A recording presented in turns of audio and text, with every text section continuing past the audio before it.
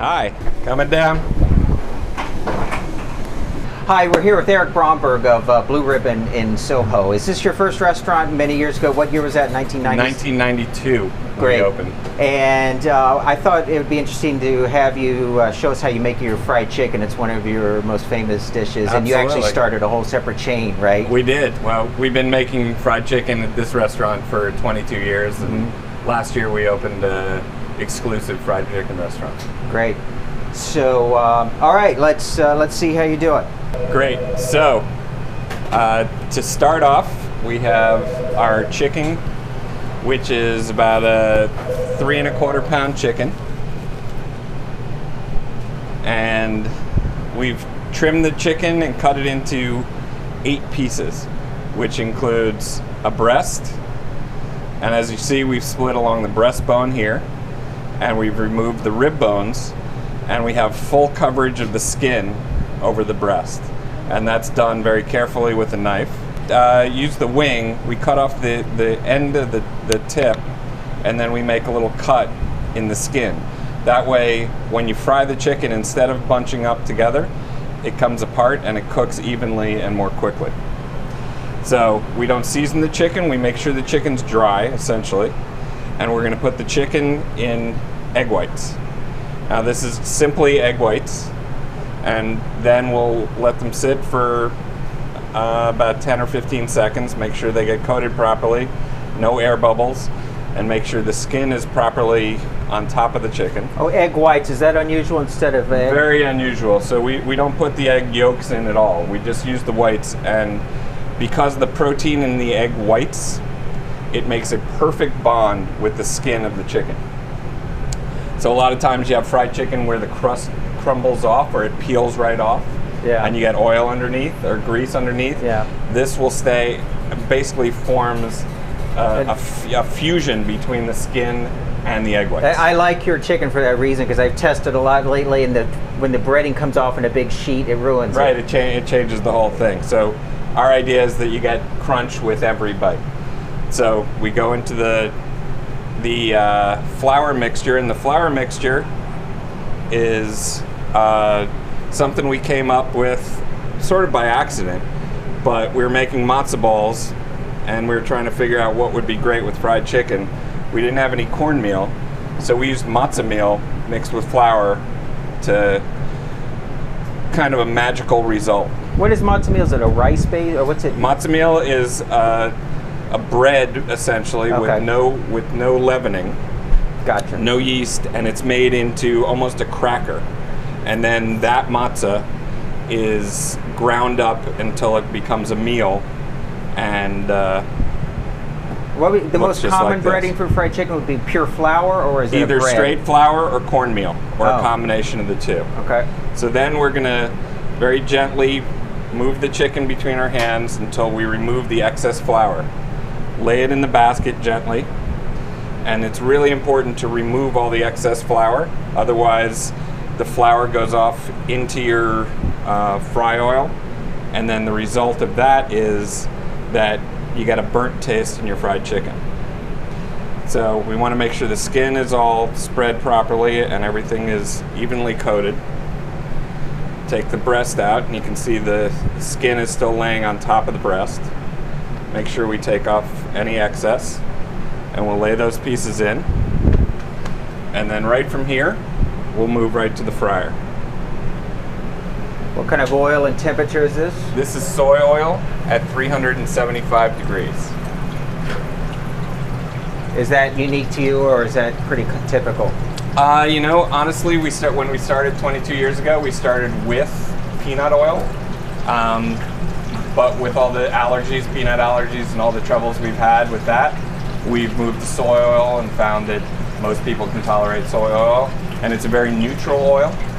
So Flavor-wise, you mean? Flavor-wise, Yep, so yep. it allows the chicken to be the chicken. Yep. Just gonna wash my hands. Okay. So here with us today is Chris. You want to come out? Chris Pollock, who's we've been working together for 27 years. Chris is the head chef of all the Blue Ribbons. Okay. And then around the corner we have Bolivar. Bolivar, how long you been with us? 22 years? Yes. 22 years. He's been making the mashed potatoes and the gravy and everything that goes in all the dishes. Okay. All right, so while the chicken is frying, and you can see right now, I'll lift it up, you can see the crust is already formed. Yep. And it has a nice sort of pitted and crumbly look to it. And that really helps the crunch because it's lots of surface area. How do you know when it's done? Timer or just by art? We do so many fried chickens a day that we get used to a time. So we'll set a specific time for a specific size bird. So it'll be exactly 12 minutes for the breast, 8 minutes for the leg, or vice versa. But it really depends. Each chicken, when we get chickens in, we measure and weigh each piece, and then we pick our time. But ultimately, every chicken that comes out, we test with a thermometer to make sure it's at least 165 degrees. And since this is a fine dining restaurant, it's one batch at a time. It's one order. Batch at a time. We do it. Everything is done to order, and a single order is a half a chicken, so it's 4 pieces. It's a breast, a wing, a leg, and a thigh. There we go. So you can see it's sort of a toasty, crispy version of collard greens. Goes really, really well with the fried chicken. It's funny, I have kale I grow in my garden, and I make it that way too. I like the crispy aspect to it. Yeah, it's a really nice, fresh feel. So then we'll put the mashed potatoes.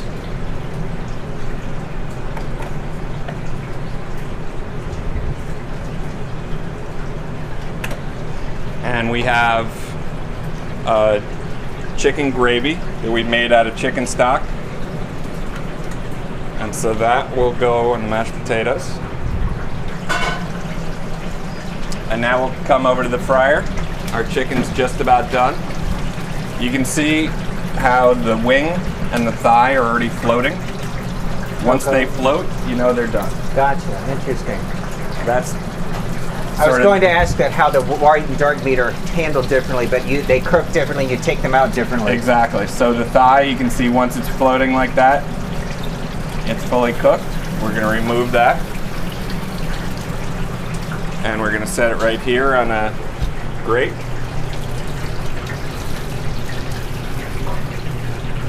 That's a pretty piece of chicken. Our wing. You see how beautifully crispy and coated it is? Yeah, that is blue ribbon material. All right, so now we're going to leave the other 2 pieces cooking for a few minutes. You season it now. And then this is a seasoning mix that we make from paprika, cayenne pepper, and then we dry our own herbs. We have, actually, I'll show you up here. This is where we dry our stuff. All right. So these are onions. Yeah. They dry for 3 days up here. We also dry parsley, basil, thyme, garlic, and those all get ground up together and we make our seasoning. So we have our seasoning in a shaker, and nice and easy, we're gonna coat the chicken. I like the cayenne and paprika myself. A little on the spicy side. Yeah, so it gives it a really cool flavor. Is that unique or common to most recipes for fried chicken? Honestly, it's pretty unique. Most fried chickens, seasoning goes in either the marinade, which can either be buttermilk or brine. So you get all your flavor into the chicken, or it's in the flour mixture where all the seasoning's in there. So to me, that gives a very different. It's a very traditional fried chicken, a very southern fried chicken. We call this northern fried chicken, mostly because we made it up in New York. But our approach was to keep the chicken as clean as possible. We had no salt to the chicken. We're not brining, curing. It actually tastes like chicken. So it's as clean and natural a taste of chicken. And then we have all the seasoning sort of on the crispy, crunchy parts. You can see the leg has made its way to the top. Okay. So the leg is just about done. The breast, being the biggest piece, takes the longest because the breast is about 10 or 11 ounces. Yep. And a leg, how much is a leg? 3 or 4 ounces? 5. That's it for a sec.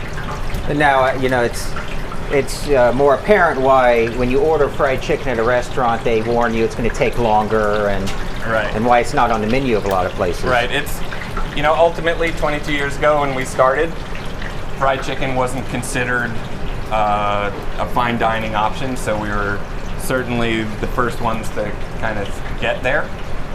So we didn't really have anyone we were following or any idea of how it goes, so we just kind of decided we're going to make it the best way we can and as fresh as possible, so that's what we did. And you've been able to scale this up for your place on the east side? Exactly. I keep trying to recruit you to come to Battery Park with that. Fried chicken would do well down there. I think it would do great. All right, so now you can see the breast is starting to rise. Yeah. That means we have about a minute to go. So, breast is up. I'll remove that. Let that sit as well. And now we'll season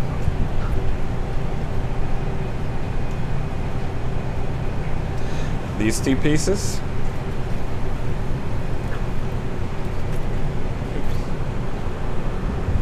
Okay, so from this point, the plate, we take our breast, we take our thigh, our wing, and our leg, and then we need one more thing. We need a ramekin of honey. Honey. Now, honey started when Bruce and I were kids. We were allowed to keep a honey bear on the table at home when we had dinner. Most items we wouldn't eat unless we had some honey on it. So ultimately, honey found its way into all sorts of things, and so we eat our fried chicken with honey, and you get this salty and sort of spicy thing going on with the crust, and then you have the super sweet, delicious honey flavor, and it's just an amazing combination that goes together. Yeah, it's sort of becoming more and more acceptable and more interesting, but sort of that spicy and sweet thing really comes together beautifully. Excellent. And that's it. That's our Great. Blue Ribbon fried chicken. Thank you very much. Thank you very much.